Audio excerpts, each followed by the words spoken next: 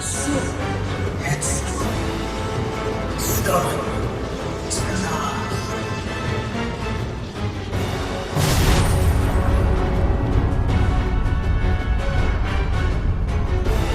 But this is as far as you go. Oblivion beckons!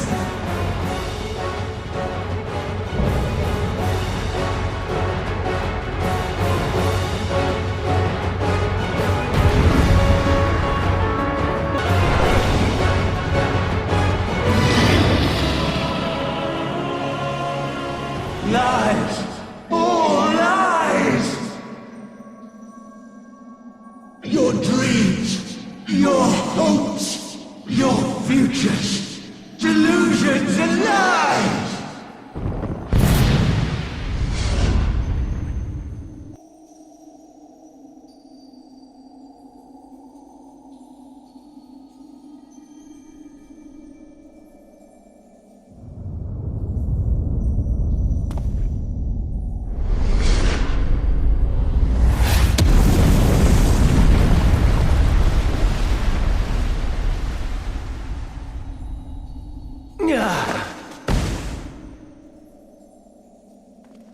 My very essence begins to wane. Sweet, sweet agony.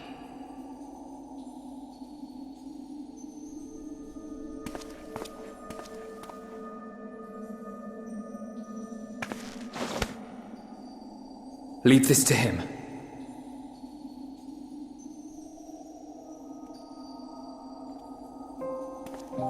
Come to deal the coup de grace. Good. Watching you struggle against the inevitable is bad comedy. Erase me from existence, soul and all.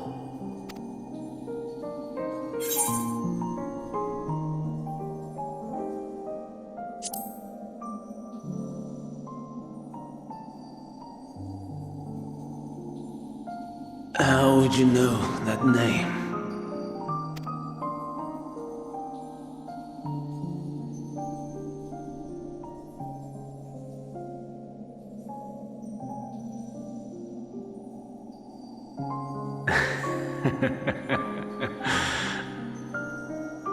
Then it was you. In Elpis. With Emet-Selch. The final pieces fall into place. In my halcyon days, as the mortal Ammon, I was haunted by a dream. Night after night, the faceless multitude, the voiceless cries, shards of shattered memories. But slowly, the fog began to clear. This was Elpis. And I was Hermes. Recurring though it was, I paid this dream little heed. It was only when I was granted the seat and memories of Fandaniel that I knew these visions to be true. They were the memories of Hermes that he himself erased using the power of Kairos. Or so he thought. In his attempt to burn away the events of that fateful day, he succeeded only in searing them more deeply into his soul. My soul. Death failed to expunge them. No matter how many times it came. Rebirth after rebirth, from one Fandaniel to the next.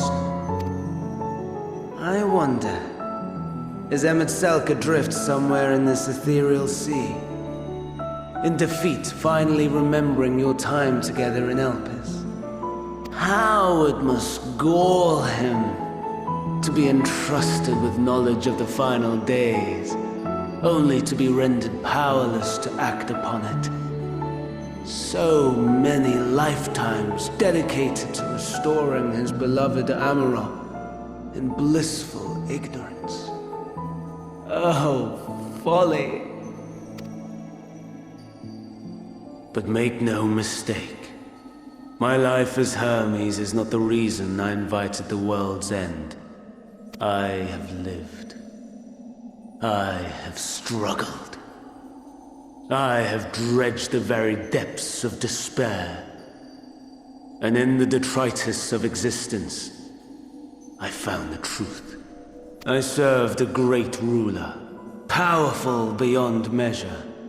The world his dominion. Yet even he and his vast empire were destined to fall, to become one with oblivion. At the end of life's journey lies only death.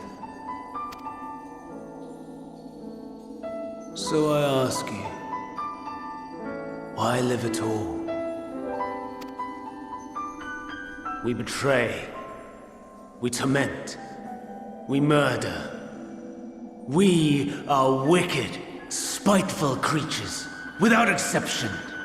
If life is so sacred, so precious, why fill it with such misery? Man wallows in a hell of his own making without purpose or meaning.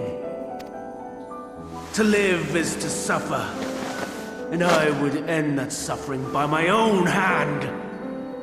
It matters not if it flies in the face of all believed right and just. Death is the only solution! That is my truth, my answer to the question. And yet, even as the words pass my lips, I am filled with doubt. Has my search reached its end?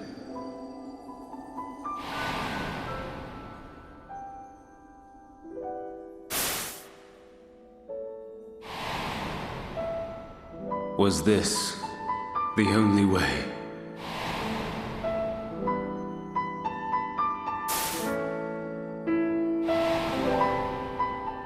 After all these years,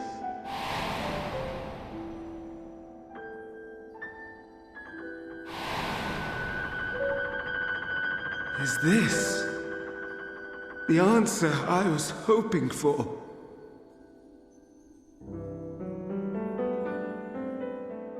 The lamentations of the damned. How it vexes me to see your conviction falter at the last. Fandango.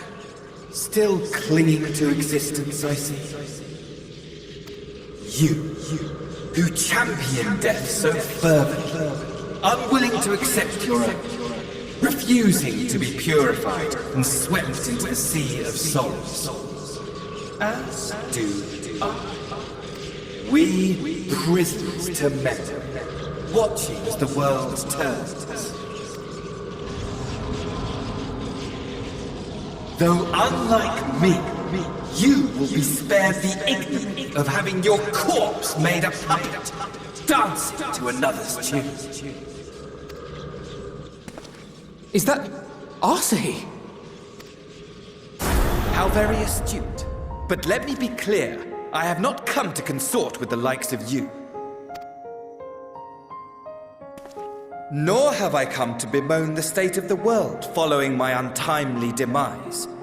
In fact, I delight in mankind's downfall and the anguish it brings the savior of the savages. If I played some small part in the chaos, all the better. Not that I was in any position to resist. But to be made accomplice to the betrayal of Lord Xenos.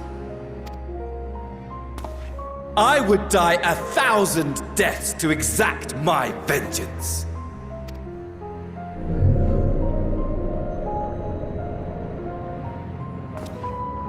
Now you are at my mercy. I shall drag us both into oblivion, and you will never see the fulfillment of your magnum opus, even should you be reborn.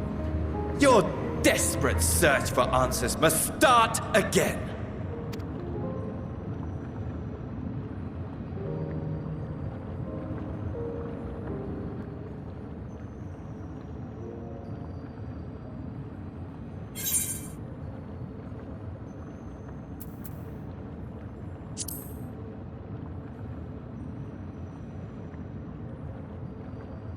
Even here, even now, you have every right to hate me. For the fool I was, for the monster I became. But I will not beg forgiveness.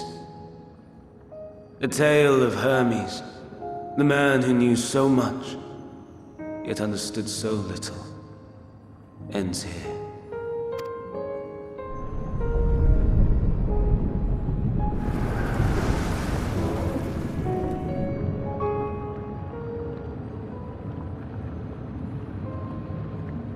Don't try to follow me. I had more of you people than I could stomach in life. Never mind in death. Likewise, I pray we do not meet again. You had better hope not.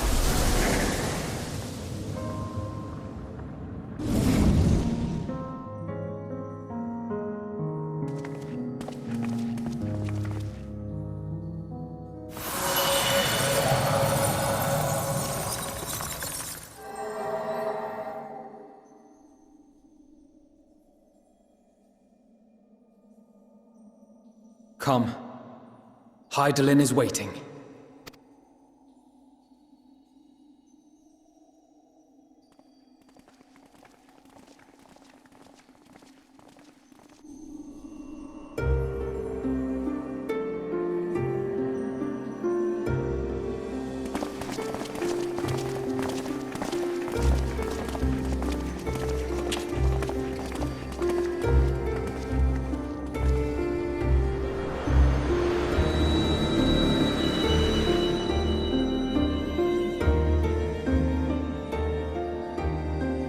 Brave travelers, I welcome you.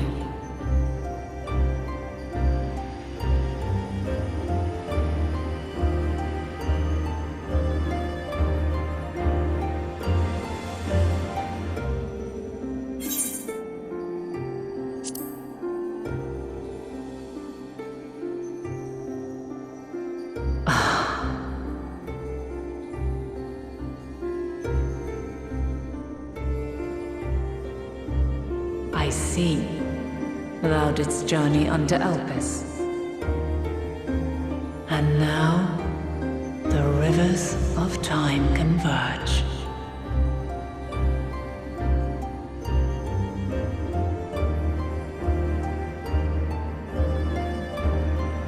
I know why you have come. Yet I would hear you speak your reasons all the same.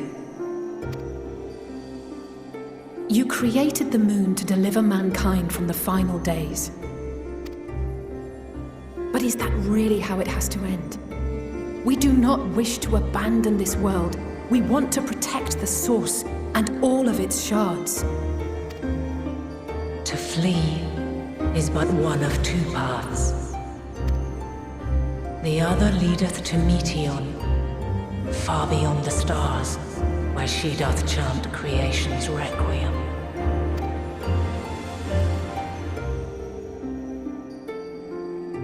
Her domain is formed of dynamis, pure, absolute. Where emotion and memory govern all, ether will avail you naught. Meteon hath gathered the pain and despair of countless stars, and to go unprepared is to go unto your doom. We'll beat her. We'll win. I swear it. Is what I might have said, once. After everything I've seen, all the times I've succumbed to my own anger and fear. I can no longer pretend that courage and faith will be enough. But are we truly so powerless? That our only choice is to flee?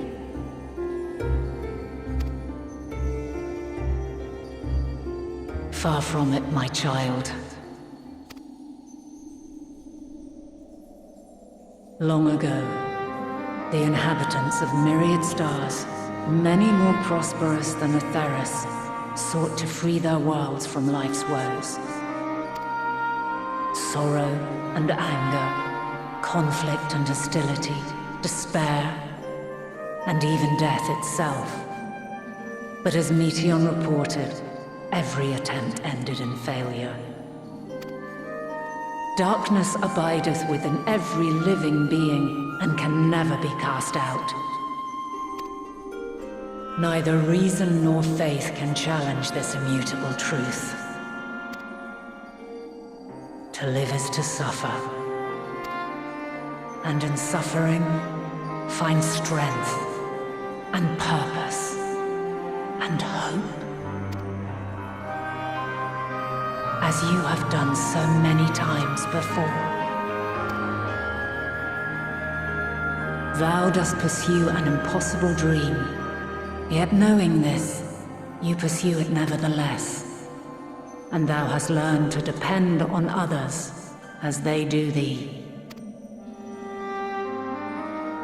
Thy yearning for the power to save the powerless hath ever driven thee to greater heights. Thou hast grown strong.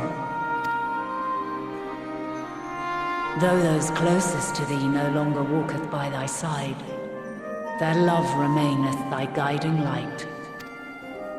For duty's sake, thou hast been bound by truths unutterable time and time again. Yet thy heart hath never wavered, as thy companions will attest. In thy pursuit of mysteries great, all thou believest is brought into question. Undaunted, thy thirst for knowledge remaineth unquenched. The fires of hatred that once burned in thy heart burneth no more. From their ashes doth spring the light of love, warm and pure. As witness to black calamity, thou despaired at man's helplessness. Resolved, thou didst unite a distant world on the brink of collapse.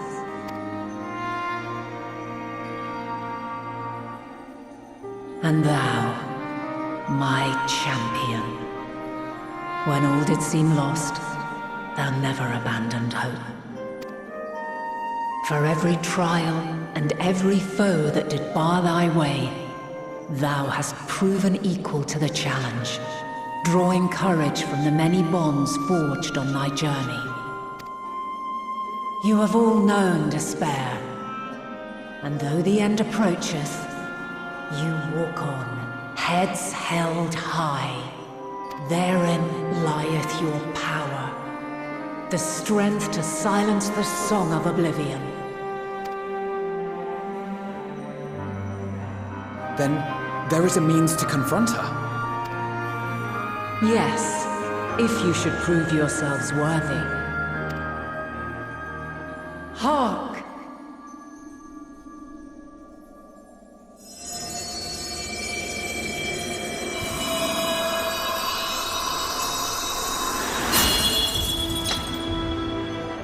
Nigh impossible is it to send mortals to the edge of the universe. Should you fail, there will be no second chance. As the will of the star, I ask of you this. Do you possess the fortitude to stand firm when all around you doth crumble? Do you possess the faith to vanquish despair itself? Should you lack the strength to best a supreme deity, I cannot allow you to make the journey. You must leave this star and never return.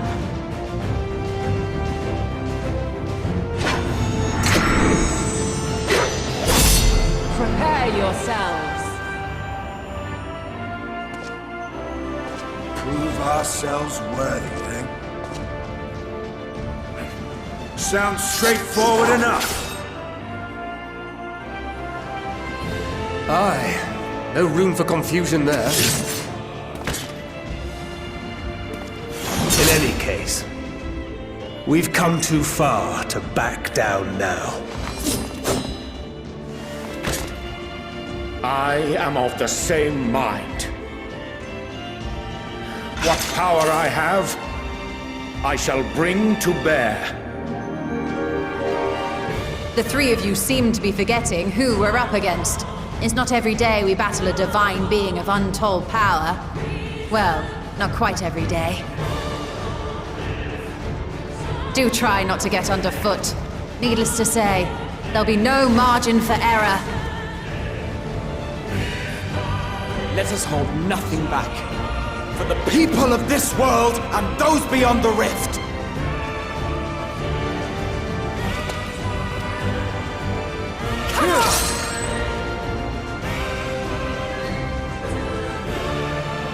Alas, the question I posed to thee in Elpis hath remained unanswered these long years.